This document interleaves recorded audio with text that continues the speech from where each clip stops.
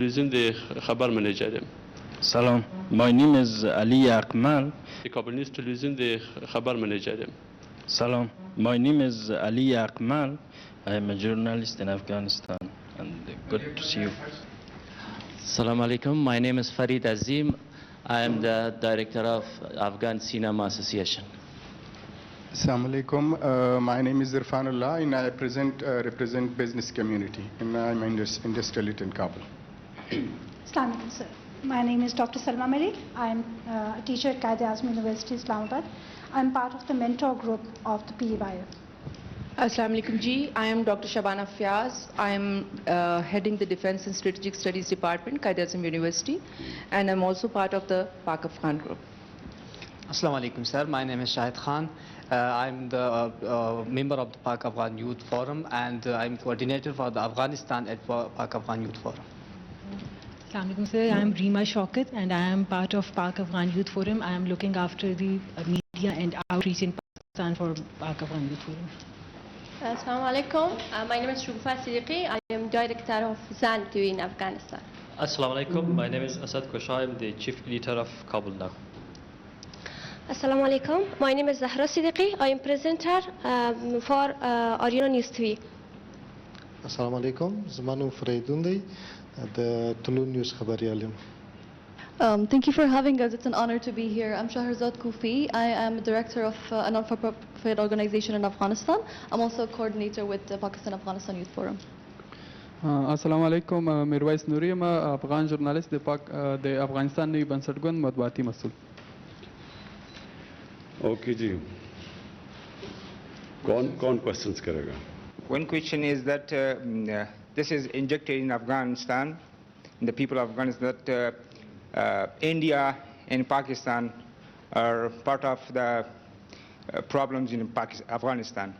So have you ever tried this president or government of these three countries to sit together? I haven't seen anything like this.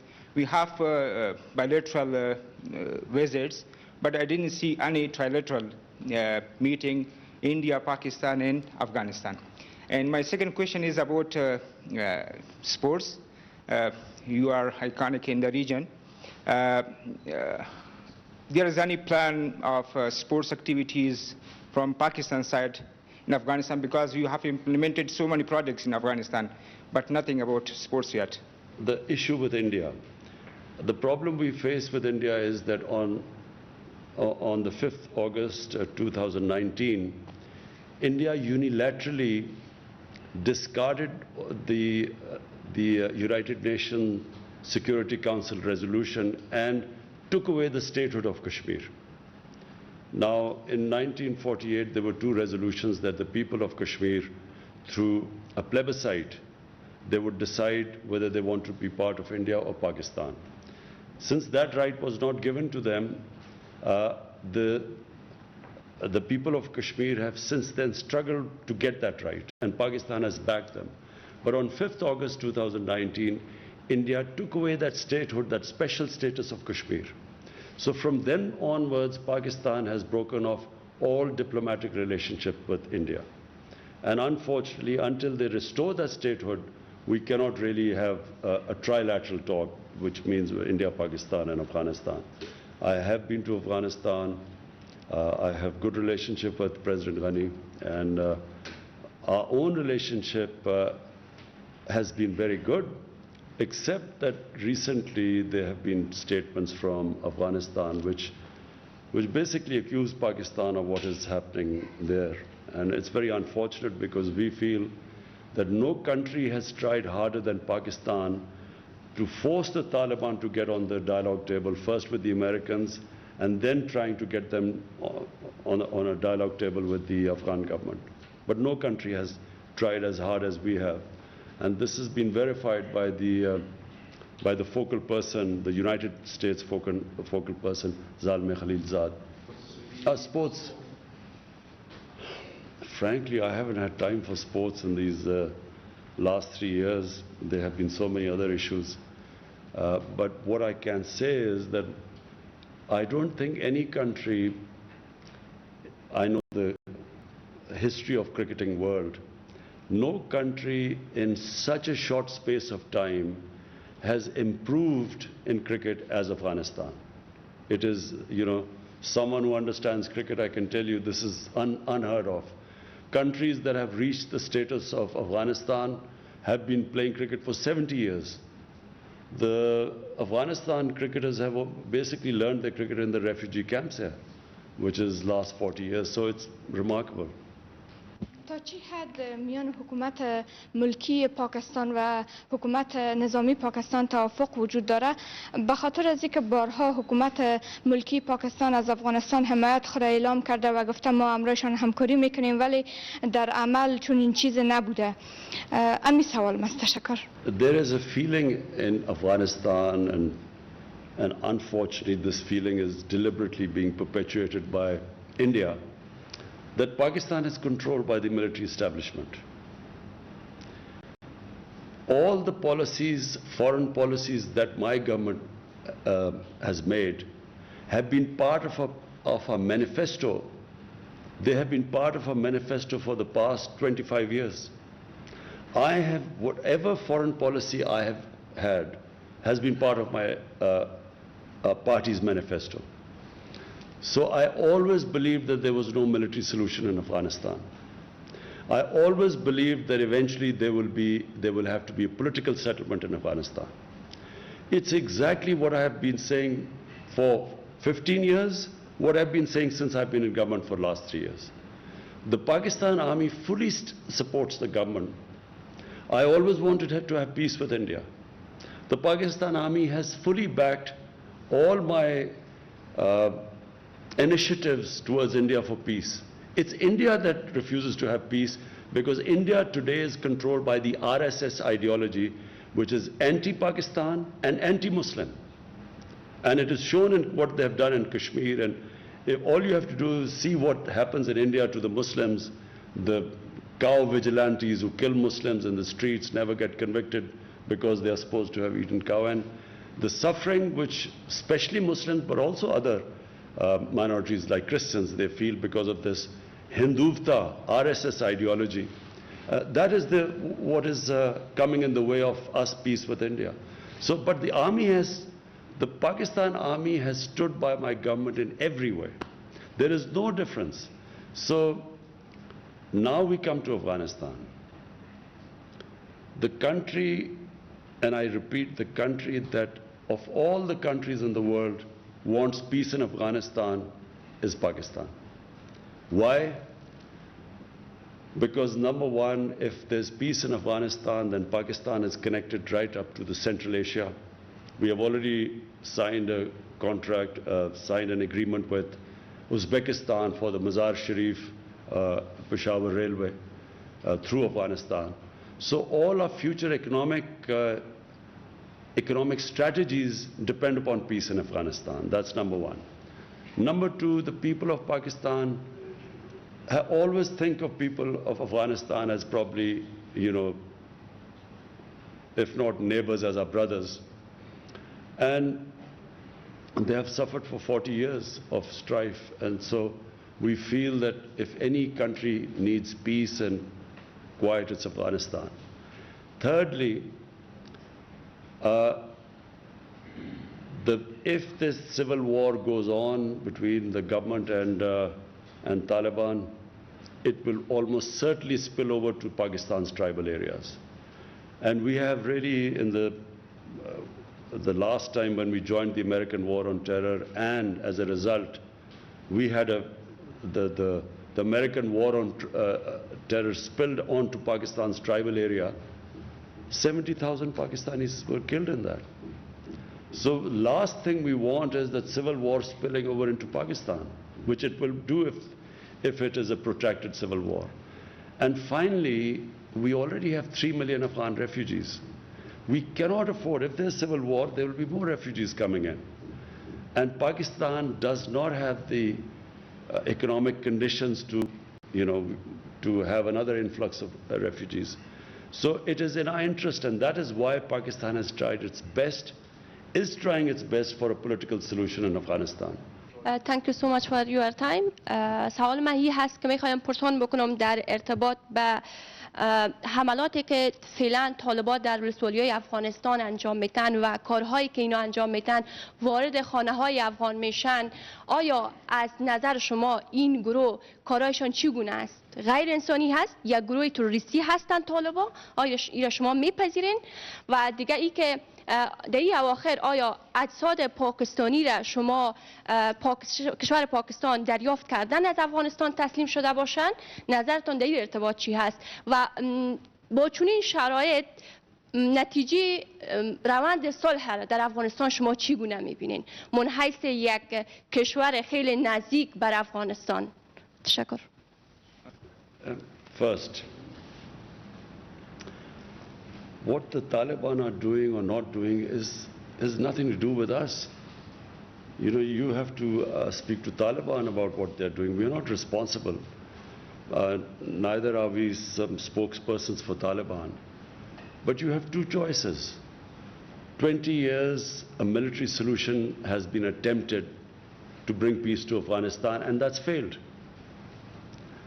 Now you have a choice. Either this American-backed military solution you can continue, because if you feel the Taliban are not someone you want to have in part of your government, you can keep on the course of a military solution. But everyone knows it's not possible anymore.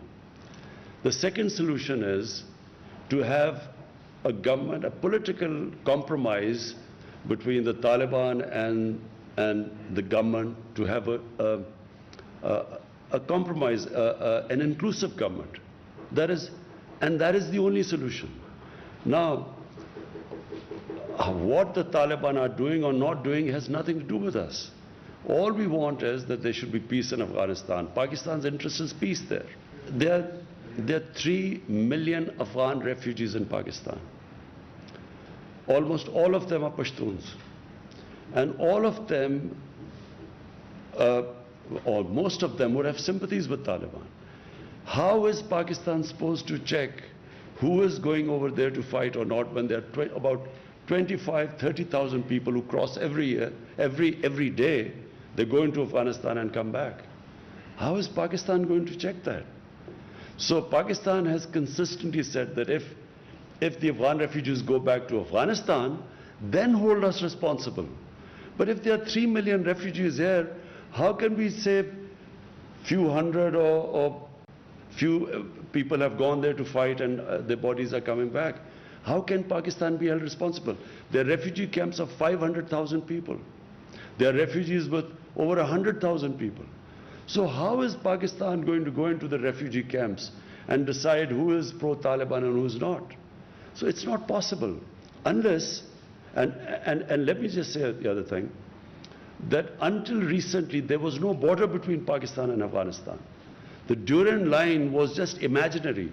There was no physical border. So to stop, to control the outflow and flow into Pakistan, we have built this fence at a huge cost to Pakistan. We have completed 90% of the fence now.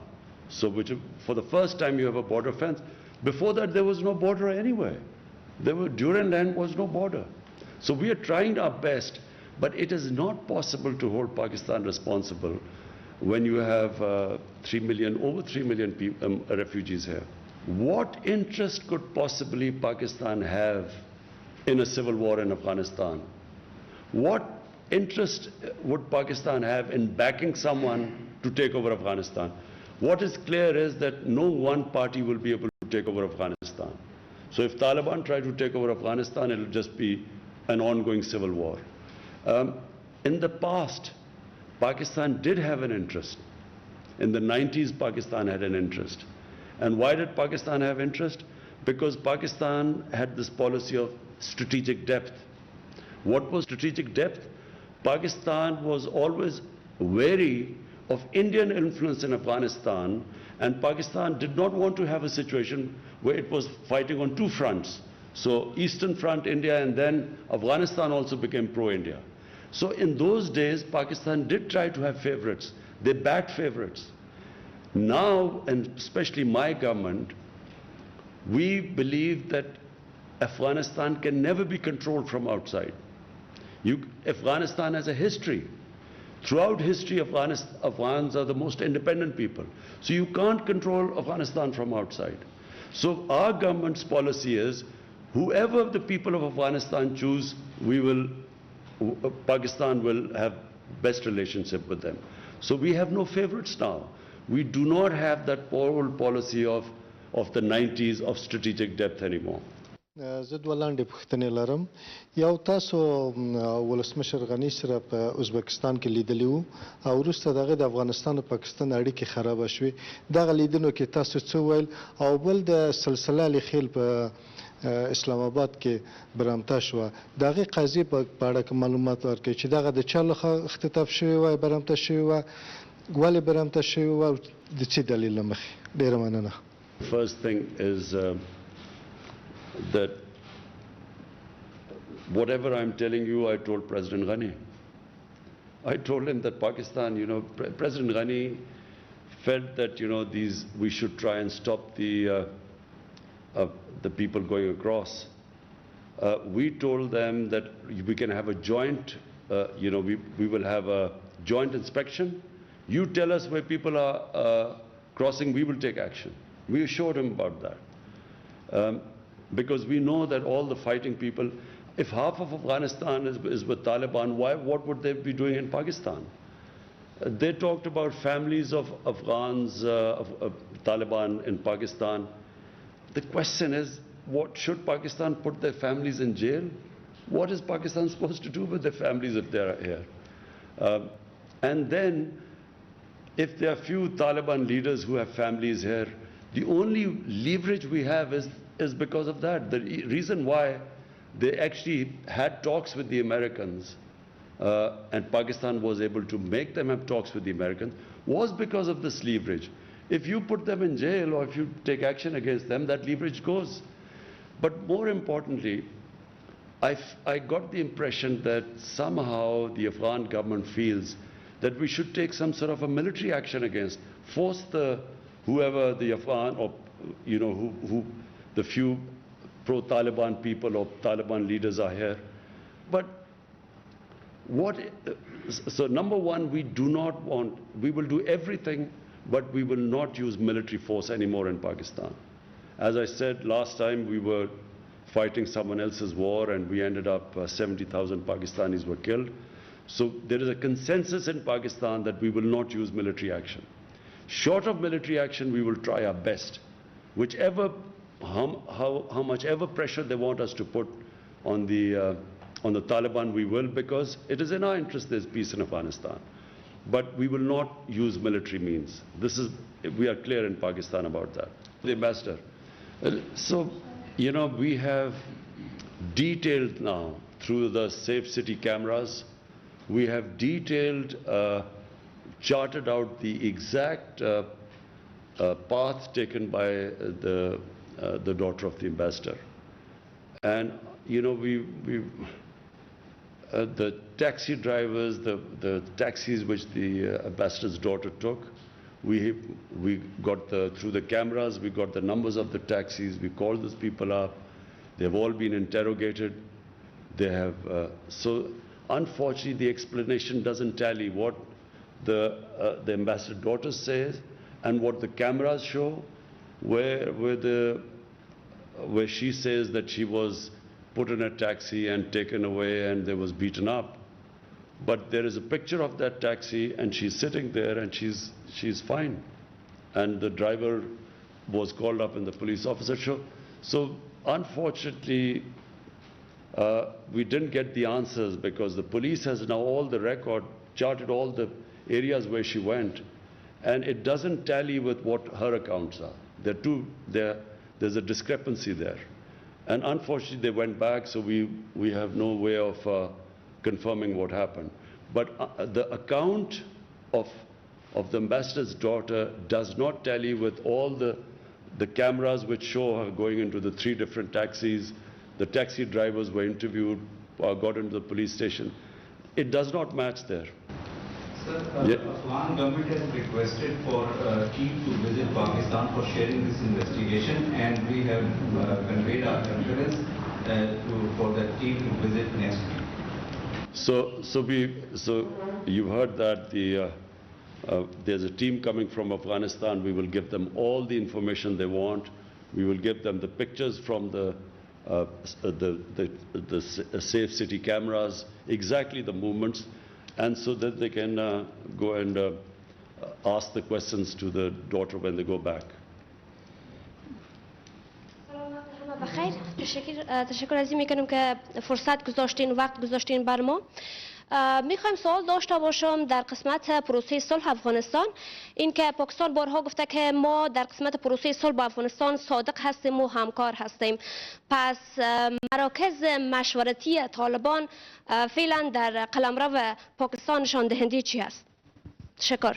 We have consistently asked the Afghan government to tell us where these shuras are and where the hubs are, supposedly where the Taliban are supposed to be. You know, we kept hearing about this when the Americans were conducting operations. There were drone attacks in the tribal areas. Americans were, killing people through drones. So why didn't they spot this Quetta Shura and so on? Because we've always asked them to tell us where this Quetta Shura and so on. The thing is, if the Taliban meet within the Afghan refugee camps, as I said, one of the refugee camps is over 500,000 people, there's another is 100,000 people and so on. So it's not easy for Pakistan to tell them exactly, who's coming and where. This has been asked over and over again, and let me just in the end say one thing. The reason why 150,000 NATO troops, the greatest military machine in the history of mankind, the reason why they did not succeed in Afghanistan has nothing to do with Pakistan. It's exactly what the Americans did in Vietnam. When they failed in Vietnam, they blamed, some insurgents from Cambodia or Laos, and they actually bombed Cambodia and completely destabilized Cambodia. But they still didn't make any difference. We were told at one point that the Taliban main sanctuaries were in North Waziristan. They kept pushing us that we should take action in North Waziristan. Finally, after 4 or 5 years, Pakistan actually took action in North Waziristan. 1 million people were internally displaced from North Waziristan when Pakistan took action. 1 million people were displaced. Some Pakistani soldiers lost their lives. The whole area was cleared. But what difference did it make? This was in 2014. It made no difference at all. Nothing happened. I mean, it's not that suddenly the NATO troops won the war in Afghanistan. Nothing happened. So, this blaming for a flawed strategy, surely the Americans should have started talking to the Taliban from a position of strength. When there are 150,000 NATO troops, that was the time to talk to them. Talking to them when there's an exit date given and when there are a few thousand troops left, how do they expect that Taliban would now compromise? The time to make them compromise or a political settlement was when they were in a position of strength. Half the Afghanistan is in Taliban, and why do they need Pakistan now? که امریکا له تاسو نه غوښتنه وکړي چې د پاکستان د خاورې د افغانستان په خاوره کې پوځي عملیات وکړي، آیا تاسو د پوځي عملیاتو یا هوایي عملیاتو اجازه ورکوي؟ او دویم سوال، د افغانستان او پاکستان د روابط چې اوس خراب شوي، د دې عواقب تاسو څنګه ارزوئ؟ Now my question is that what will the Americans achieve operating from Pakistan what they could not achieve in 20 years operating from Afghanistan? I don't know. If someone can convince me that suddenly it would make a big difference and there will be peace in Afghanistan by them operating from Pakistan, maybe we would consider it.